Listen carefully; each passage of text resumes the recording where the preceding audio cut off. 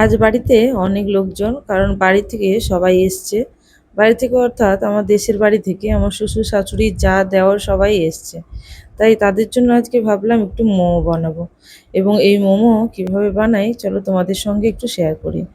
আজকে যেহেতু সবাই এসছে তাই আনন্দের দিনে একটুখানি মোমো করলে ভালো হয়, তাই বানিয়ে ফেললাম। একসঙ্গে সব কিছু খাওয়ার মজাই আলাদা। আর তাই আজকে প্রথমেই চিকেনটাকে ভালো করে পেস্ট করে নিয়েছিলাম। এরপর শুরু করলাম পেঁয়াজ কাটা। আমি যেভাবে মোমো বানাই ঠিক এইভাবেই মোমোটা বানাই। আর এই মোমো খেতে কিন্তু খুবই খুবই টেস্টি হয়। আপনারা একবার এইভাবে মোমো বানিয়ে দেখবেন, খেতে কিন্তু অপূর্ব হয়। আর এই মোমোর মধ্যে আমি বিশেষ কিছু মশলা দিই না। শুধুমাত্র পেঁয়াজের কুচি আর আদা কুড়িয়ে দিই, আর সঙ্গে কিছুটা গোলমরিচ, লবণ এবং সয়া সস, এই দিয়েই কিন্তু আমি মোমোর পুরটা বানাই বা মোমোর স্টাফিংটা বানাই। খেতে অপূর্ব হয়। প্রথমে আমি পেঁয়াজটাকে কুচি করে নিয়েছি। এখানে বেশ অনেকটা পরিমাণে পেঁয়াজ কুচি করেছি, কারণ আমার এখানে প্রায় 400 গ্রাম পরিমাণে চিকেন আছে। এরপর দিয়ে দিলাম অল্প লবণ, গোলমরিচ আর মরিচ, আর সঙ্গে দিয়ে দেবো সয়া সস অল্প পরিমাণে। আর আদাটা আমি যখন চিকেন পেস্ট করেছিলাম তখন অল্প কুড়িয়ে দিয়েছিলাম। আর সেই জন্য চিকেন পেস্ট করার সময় আদাটা পেস্ট হয়ে গেছে, সেটা আর দেখাতে পারলাম না।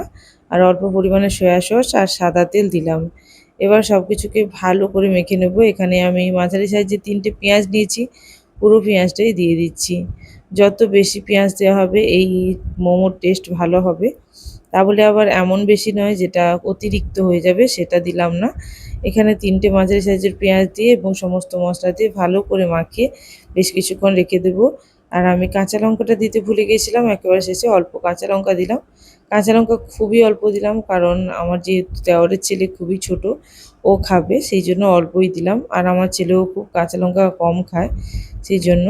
আর চাইলে আপনারা আরও একটু বেশি পরিমাণে কাঁচা লঙ্কা এখানে দিতে পারেন। আর যেহেতু একটু বেশি পরিমাণে মোমো বানানো হবে সেই জন্য আমি আগে থেকেই ময়দাটা এখানে মাখিয়ে রেখে দিয়েছিলাম। ময়দাটা অবশ্যই আধা ঘন্টা আগে মাখিয়ে রাখতে হবে। ময়দা থেকে এবার লেচি কেটে নেব, একটু বড় সাইজেই কাটছি, কারণ খুব বেশি ছোট করলে অনেক টাইম লাগবে, এবং এই মোমোগুলো দেখতেও কিন্তু ভালো হয় একটু বড় সাইজের করলে। ওই ধরুন দেখুন এইরকম আমি জাস্ট বল করে নিচ্ছি, মাঝারি সাইজের বল। এইগুলো দিয়েই মোমোগুলো বানিয়ে নেব। প্রথমে আমি লেচিগুলো কেটে সাইডে রেখে নেব। তারপর একটি বেলনির সাহায্যে এটাকে বেলে নেব। এক একটি করে আমি বেলছি। আপনারা চাইলে একসঙ্গে বেলে নিয়ে তারপরে একটা শেপে কেটে নিতে পারেন। অনেকে এরকমভাবেও কাটে, কিন্তু অ্যাকচুয়ালি মোমো বানানোর সময় কিন্তু এরকম লেচি কেটে নিয়ে তারপরে এক একটা বেলে তারপরেই বানানো হয়। একটু পাতলা করেই বেলতে হবে যাতে মোমোটা বেশ ট্রান্সপারেন্ট দেখতে লাগে। আমি এখানে প্রথমে দুটো করে দেখিয়ে দিচ্ছি। তারপরে আমরা যেহেতু সবাই বাড়িতে আছি, সবাই মিলেই মোমোগুলো বানাবো, তাই প্রথমে আপনাদের জন্য দুটো মোমো আমি নিজে করে দেখিয়ে দিচ্ছি। তারপরে আমি যখন ডাইনিংয়ে নিয়ে গিয়ে সবাই মিলে একসঙ্গে মোমোগুলো বানিয়েছিলাম। এখন পুরোপুরি মোমোর স্টাফিং যেহেতু রেডি হয়ে গেছে এবং ডো রেডি, আমি এখানে দুটো বানিয়ে তারপর বাকিগুলো সবাই মিলে বানাবো। আর এই মোমো বানাতে আমার ছেলে খুবই ভালোবাসে, তাই ওকে অবশ্যই বানাতে দিতে হবে। সেই জন্যই আমি আলাদা করে আর সমস্ত মোমোগুলো একাই বানিয়ে নিতে পারি, অনেক সময় বানিয়ে নিই। তবে এখানে আজকে সবাই মিলে মোমোগুলো বানাবো। এখানে এইভাবে কিন্তু আমি দুরকমভাবে মোমো মোড়া দেখিয়ে দিলাম। হয়তো প্রপারলি আমি ঠিকঠাক করে মুড়তে পারছি না, তবুও বলবো এইরকম মুড়লেই কিন্তু কাজ চলে যাবে। যদি বাড়িতে খাওয়া হয় তাহলে কিন্তু এইরকম চলবে। এখন আমার 3 নম্বর মোমোটাও রেডি হয়ে যাচ্ছে। আমি এরকমভাবে প্রায় আজকে 30 পিস মতন মোমো বানিয়েছিলাম। সবগুলোই কিন্তু আমি মরিনি, সঙ্গে আমার দেওর, জা এবং আমার ছেলে সবাই কিন্তু এই কাজে হেল্প করেছিল।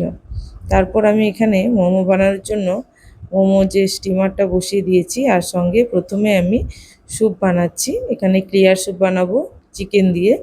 তার জন্য প্রথমে আমি চিকেন এবং কিছুটা ধনেপাতা আর গরম জলের মধ্যে দিয়ে দিয়েছিলাম, আর লবণও দিয়েছি, আর অল্প আদা রসুন কুড়িয়ে দিয়েছি, আর সঙ্গে এখানে সয়া সস দিলাম শেষে। এখন আমার সমস্ত মোমোগুলো বানানো হয়ে গেছে, এবার আমি স্টিম করতে দেব। স্টিম করার জন্য প্রথমে আমি স্টিমারটাকে কিছুটা গরম করে নিয়ে এর মধ্যে অল্প তেল ব্রাশ করে নিয়েছিলাম। এরপর দিয়ে দিচ্ছি মোমোগুলো, না হলে কিন্তু মোমোগুলো একের গায়ে আরেক লেগে গিয়ে ছাড়তে অসুবিধা হবে। সেই কারণেই অবশ্যই এই পদ্ধতি অবলম্বন করতে পারেন, তাতে করে নিচে মোমো আর লেগে যাবে না। এবার আমি সমস্ত মোমোগুলো দিয়ে দিচ্ছি স্টিমারের মধ্যে। মোমোগুলো হতে খুব বেশি টাইম লাগে না, কিছুক্ষণ পরেই মোমো রেডি হয়ে গেছিলো। ওই ধরুন 10 থেকে 15 মিনিট মতন টাইম নিয়েছিলাম। প্রথমে চেক করে নিয়েছিলাম, তারপরে আবারও ঢাকনা দিয়ে কিছুক্ষণ রেখে দিয়েছিলাম। এবার মোমো রেডি হয়ে গেছে, সঙ্গে মোমো স্যুপটাও রেডি হয়ে গেছে। এরপর সবাইকে সার্ভিং প্লেটের মধ্যে মোমোটা সার্ভ করে দেবো। আর এখানে আমি আগে থেকে মোমোর চাটনিটা বানিয়ে রেখেছিলাম। তাহলে আজকের জন্য এই পর্যন্ত, আবার আসবো একটি নতুন ব্লগের সঙ্গে। আর হ্যাঁ, তোমাদের এই মোমো রেসিপিটা যদি ভালো লেগে থাকে অবশ্যই কমেন্ট করে জানিও। আর কারা কারা এইভাবে মোমো বানাও অবশ্যই কিন্তু আমাকে কমেন্ট করে বলো। Thank you for watching my video.